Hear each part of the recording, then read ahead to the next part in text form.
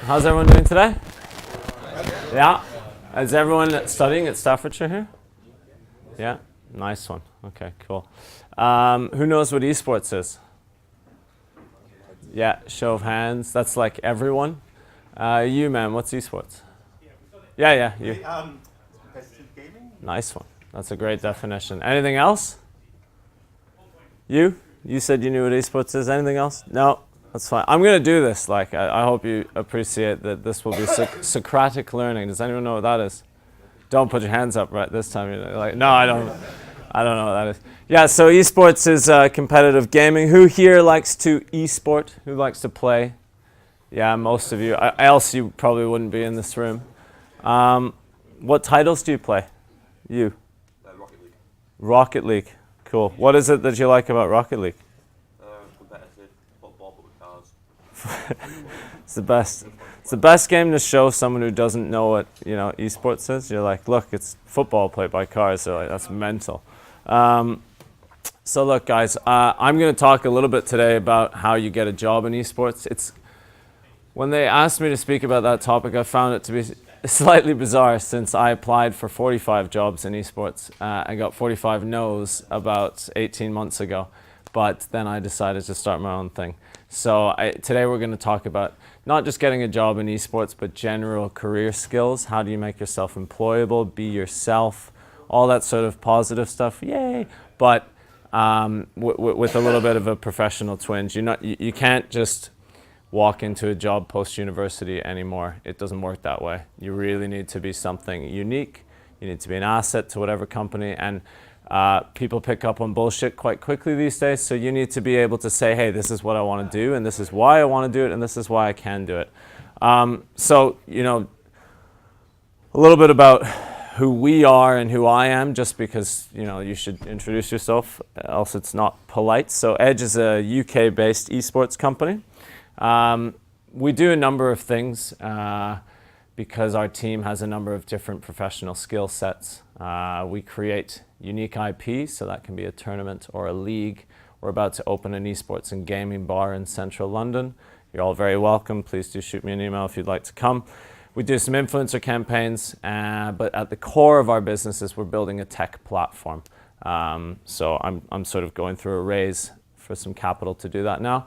This is sort of the aggregate experience of our team. We have 30 years of gaming experience, some former Nintendo guys, Gfinity guys, a couple of years of influencer stuff. I'm a qualified lawyer.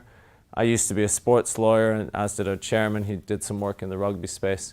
And that is a typo. That shouldn't say 20 years of legal. That should say 20 years of tech. Our CTO is, he's old. Anyway, so a long time ago in a galaxy far, far away, this was me. I used to work with some of these teams. And then in 2015, I did a master's in business. That's quite a depressing number of Hearthstone games, to be honest. That's like almost 40,000 games, 30,000, 34,000, something like that. And I became a pro Hearthstone player. So I played in DreamHack. I played against a kid called George Connolly, who actually lives down the road from here, in the final of a tournament. I said, good game, George. And he was like, no, it weren't. And I was like, man, I almost had you. He was like, no, you had Shield Slam, Execute, Cruel Taskmaster. And I was like, oh my God, he knows all my cards. He must be cheating, but no, he was just better than me. So I decided that maybe I could add value to the ecosystem in a different way, that I could take some of the skills that I learned being a sports lawyer, business school, whatever. Like, I learned a couple things there, but honestly, I learned more about esports and gaming and the potential opportunities in the market. So how do we get to sunny Staffordshire? And next week we're going to lecture in boring Barcelona. Whatever. It's just more stuff about us and sort of the background. I'll share this presentation with you guys afterwards. But, sports lawyer to business to IP creation to influencer marketing. As you guys will find in today's world, you need to be a little bit more agile than before. People don't do like 40 years at Marks and Spencer anymore. Well, some people do, and I'm sorry that they have to do that. But, people are moving from career and job into, that interests me. So I'm going to do that for 2 years, and then I'm going to go travel in India for 6 months, and I'm going to do something else. And that's okay. People are not so reticent. They don't need you to be company lifers anymore. So let's talk about gaming and esports. So we talked about what it is. So it's competitive, it's spectator, it's got an uncertain result. There's an element that, people say that esports it can't have any randomness. So people say maybe Fortnite, maybe Hearthstone are not necessarily esports. But look, that's an academic point. That doesn't matter. We're talking about getting a job here. So this last point is really important. It's the fastest growing consumer industry in the world. 40% year-on-year growth. Goldman Sachs says the industry will be worth $2.2 billion in 2021. There are 400 million Twitch viewers this year, unique viewers. Millennials watch more esports than they do traditional sports. So what does that mean? It means jobs. It means there's a lot of opportunities to do a lot of different things, be it a lawyer, an accountant. We're going to talk about that in more detail later. So again, numbers. If you're going to get a job in esports, you should probably know some of these top line level numbers. You should know that Cloud9 just raised $50 million. Did anyone know that? Yeah? Right. So, and did you know how much they're worth? The club? I think it's about 60. I don't know. 310 million, but whatever. It's who makes up that number? I don't know. But it's about that, which is incredible because Cloud9 is now being compared in value to some premiership teams, to some lower division sort of basketball teams, university programs. That's incredible. There's a huge amount of money going on in that ecosystem. So what does that mean for you? The future's bright. There are billions of opportunities. I just like saying the word billions. Has anyone seen that video with Trump saying billions? It's amazing. The word loses all meaning. Lots of monies, but how do you get there? So I think that again, it's a little bit churlish of me to say how you get a job in esports. My background is not in esports. Yes, I've been a gamer my whole life. Yes, I played in Halo competitions and FIFA tournaments when I was in university. But having a job in esports at that time didn't really mean anything. It meant that you got into a van with your friends and went up to, Stoke-on-Trent or Nottingham and you organized a LAN party. But that didn't pay enough for your rent. So I don't think that really is a job. So I think now you could be fully just gaming focused, but I think it's probably a safer bet to level yourself up, to develop a professional skill set outside of the esports ecosystem. If someone came to me and said, I love Tekken, it's the best game ever, and I play King like 60 hours a week, I'd go, incredible. So how are you going to do any job here that doesn't involve, just playing Tekken all day? So esports and gaming jobs are not just being in love with video games. We all love video games, I presume. Great, and that's a great foundation. And if you don't, the door is there. You shouldn't be getting a job in esports and gaming if you don't love them. But you really should be thinking about how can you be yourself in that ecosystem. And then, of course, network religiously. Find your niche. I keep, harping on about this, being an individual. That is probably because I tried to put myself into jobs which I probably didn't fit. I wasn't going to say this, but seriously, about 20 months ago, I applied for a customer service position in the south of France. Well, not the south of France, in Versailles with Blizzard, 18,000 euros a year, which is about half of what I made when I was 23 years of age. So I would have done anything to get into esports because I was just obsessed with it. But I think they sensed the BS, They were like, this guy doesn't want to be in customer support. He's a sports lawyer. He should be doing something else. And then we'll talk about some case studies about how you can bring that stuff to life. So this is my friend Goku. He's pretty strong. He's pretty good at a number of different things. So we're going to talk about how Goku levels up. So study hard. There are no shortcuts. You remember Goku, I think, what's her name? Chi-Chi? Chi-Chi, that's right. Chi-Chi, exactly. And she's always, him and Gohan, study. So that's for real, guys. You need to immerse yourself in whatever topic you're studying. What are you studying? Sound design. Sound design.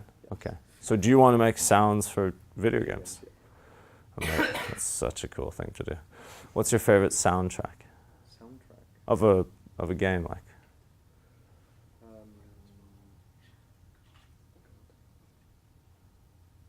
I love that one too. Don't worry. Sound, not music. Sound, well, yeah, sure. Sound is not music. Well, that's what I mean. Like, you know, the sounds in Halo, but that's the soundtrack. The music you're referring to.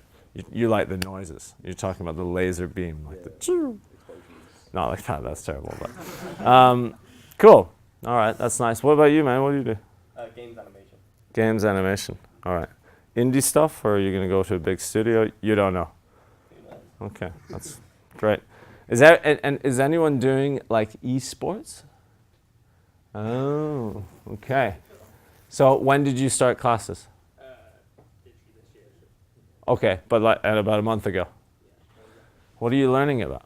So at the minute we're pretty much just doing like marketing, business to business side of it, and events management. Okay.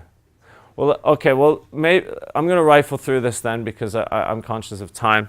I want you guys to ask some questions because that's probably more valuable than me just going. Bleh, bleh, bleh. Right. So balance is everything. So yes, train hard, but be a generalist. You know, it's really hard to work with someone if they don't understand other facets of the business. So it's cool that you're doing a bit of marketing, bit of business development, bit of legal. Be able to read a contract. I don't know if you guys can code. You know, just have a high-level understanding of what the code is, what's blockchain, what's a non-tokenized Ethereum contract, what's an Ethereum, you know, buzzwords, whatever. But, you know, seriously, do kind of like spread yourself a little bit, help out and volunteer where you can. There are tons and tons and tons of, you know, tournaments out there and local events and community events. Go to the local Belong and say, hey, I want to volunteer for the weekend. You know, people love that attitude. You can put it on your CV, you get a good reference. That's how you get a job, okay? You do not get a job, in my opinion, you do not get a job by filling out a CV and writing a cover letter. Hi, my name's Dan, and I studied. No one cares. It's about who do you know? Who have you helped out and gone the extra mile to you know, get involved in a program? Because that's showing your passion. That shows you're going to stay late after work, you know, because you volunteered beforehand. And don't be afraid to ask for help. So, hey, can you have a look at this cover letter that I've done? I know I just said cover letters are nonsense, but you know, at this initial reach out mail that I've done up this presentation. I'm having this idea to run like a local community event at the Belong or the Red Bull Gaming Sphere, or I want to do you know, some shoutcasting with some friends. Would you look at my 3-minute YouTube clip? Do that. Like it really helps.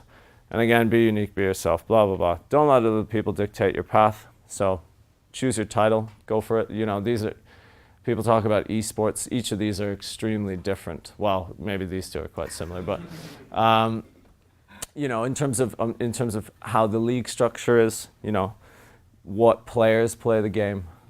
Do any of you want to be pro gamers? You do? What do you play? Smash Bros. Smash Bros. Oh yeah, we've met.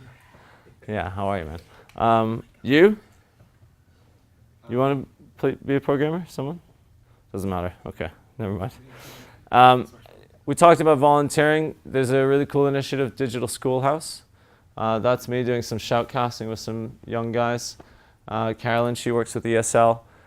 You know, and there's a multitude of opportunities like that. You volunteer at the Red Bull Gaming Sphere, right? I volunteered for about 2 months and then I actually become the paid worker up until I left to come here. Look at that. Maybe you should do the lecture for how you get a job in esports.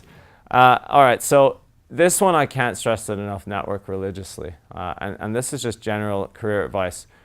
Go up and get out of your comfort zone and say hello, because like you never, ever, ever, you're going to miss 100% of the opportunities you don't take. So just be like, hey, this is what I like. Can you help me? People are typically quite nice. Where do you want to be?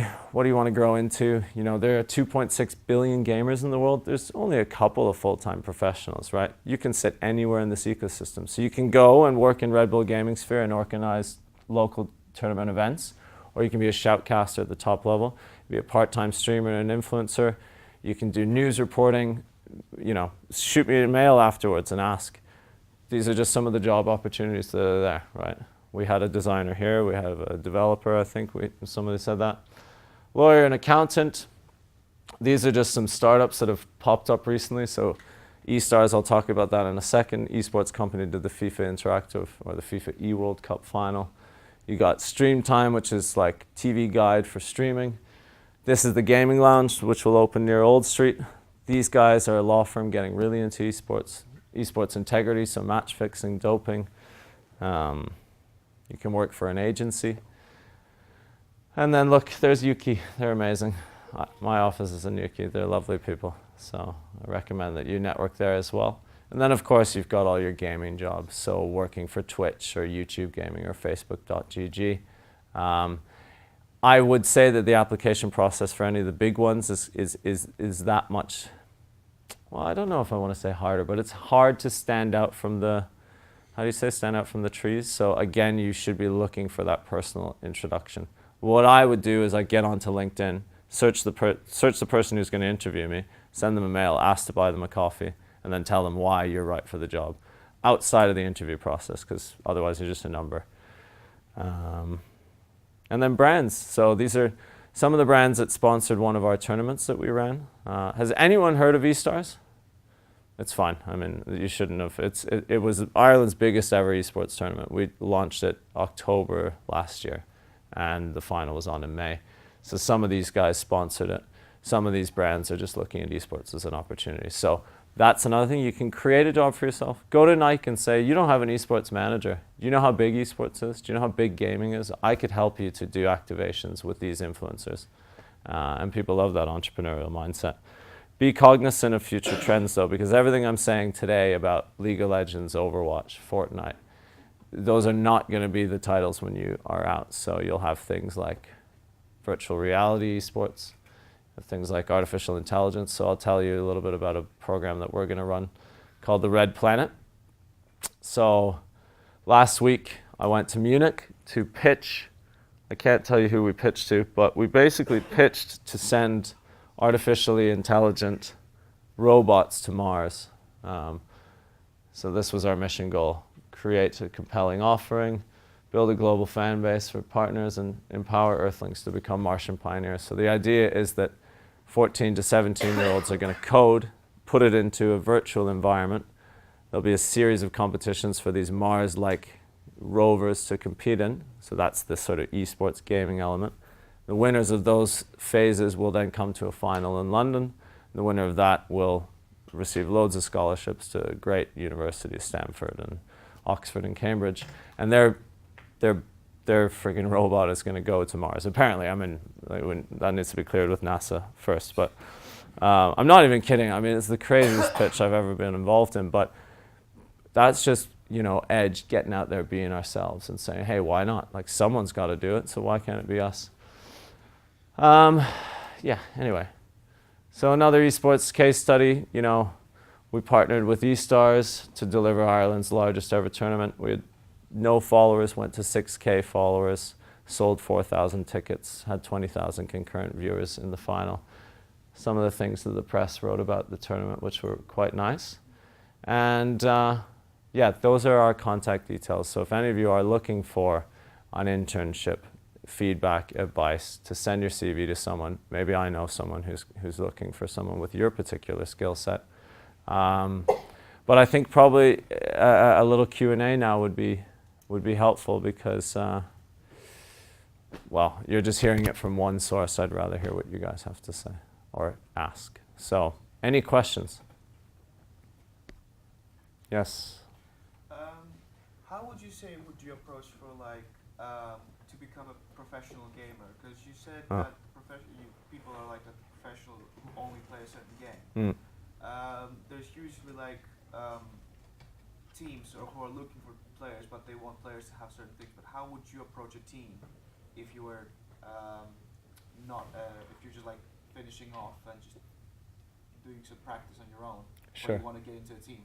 Yeah, it's a huge problem, and like every day on Twitter, we must get at least 10 messages from gamers saying, hey, I'm amazing at Fortnite, look at my stats, I want to go pro, I want to get signed, do you have any money, do you want to sign me?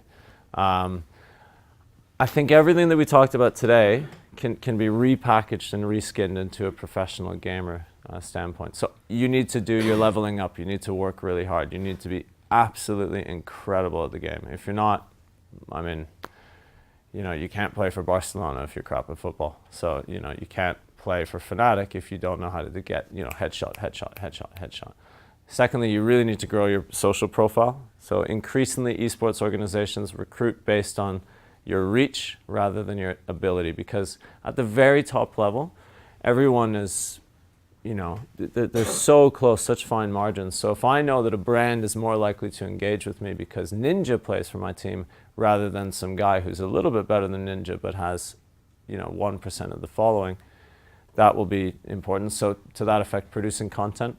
I know pro gaming and streaming aren't the same thing, but increasingly, again, pro gamers are encouraged to stream. Network, it's still like a people game, so pick up the phone and be like, look, I'd like to do this, I'd like to do this. What did I say? Profile, practice. Oh yes, and so networking also is coupled with like, you are only as strong as your network. So pro gamers have this reputation of being a little bit sort of difficult to deal with and, not particularly friendly and sociable people. And one of the pro gamers who I'm closer with is a guy called Zachabas, and he says, he used to play for Team Dignitas. Does anyone know Zachabas? Yeah. He's just like, look, the most important thing is the communication skills, the trust that you have in your teammates. So that's really important. I can't stress enough, guys, just being a nice person goes a really, really long way. If you're not networking and being like, hey man, nice to meet you. Hey man, how was your day? Like, people are just going to be turned off. They're just like, I don't want to work with that person. Okay, more questions. Yes, sir. How would you try to get into that bubble of the esports industry? Because I know a lot of people, and I know myself that had skills and worked in different industries. How would you say the best way to get the first step into networking with everyone? Yeah, go to the network events, volunteer, identify what do you want to do, because esports bubble is like, do you want to work for Twitch? Do you want to do producing content, or do you want to run a tournament? Do you want to provide professional services to an industry which lacks them? Do you want to be a talent manager? And then when you figure out, okay, this is really what I want to do, and try other things. Volunteer at an agency for 2 months, see what it's like. Go to Twitch, be like, hey, can I help out at TwitchCon? And then definitely network. Send an email. Just firing off a speculative CV. The other person has got 1,000 things to do during the day, and reading your email, as nice as it might be worded, is probably not at the top. Or reading an email saying, can I have a job? More like, can I buy you a coffee? I'd like to talk about this, add value to the conversation.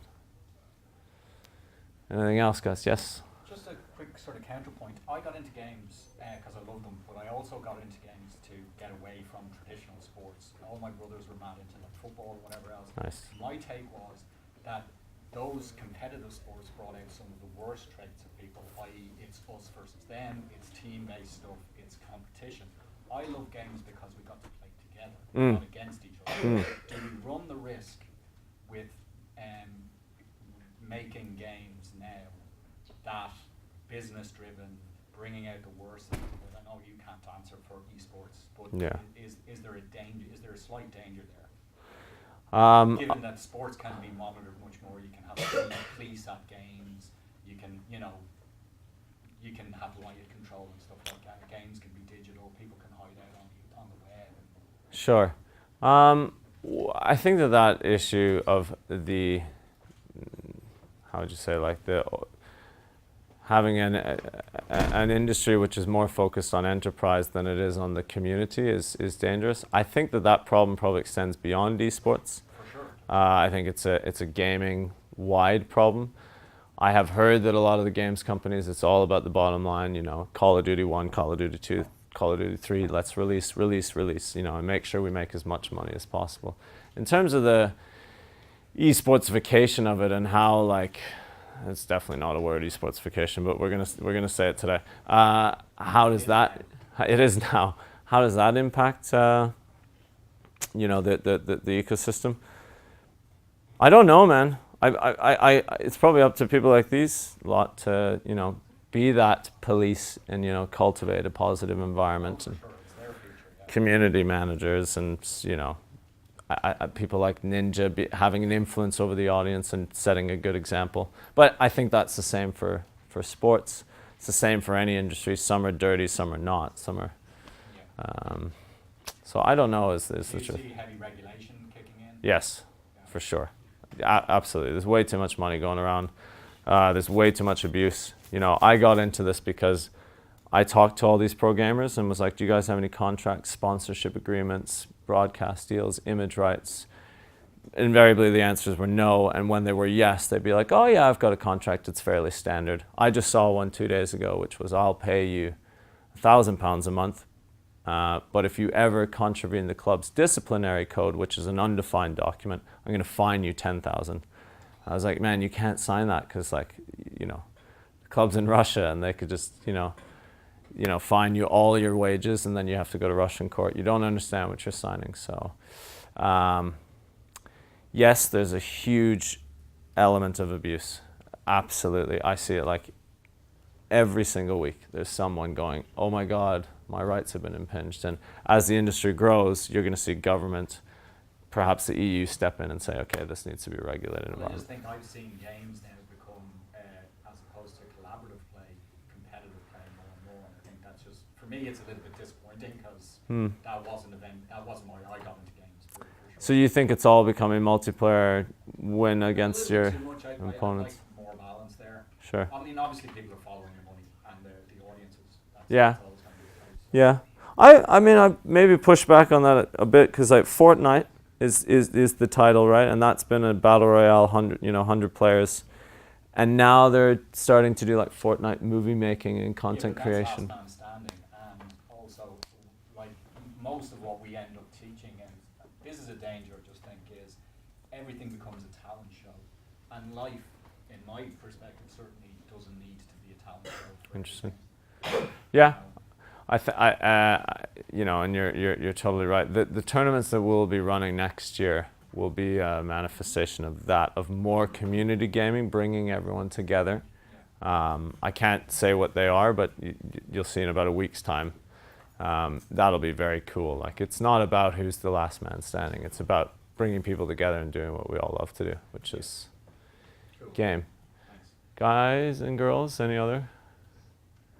Yes. What are some of the biggest networking events Okay. to go to? Cool. Good question. Gamescom in Cologne, EGX, Insomnia, anything Yuki run, any of the esports events. So, you know, the Face It Major.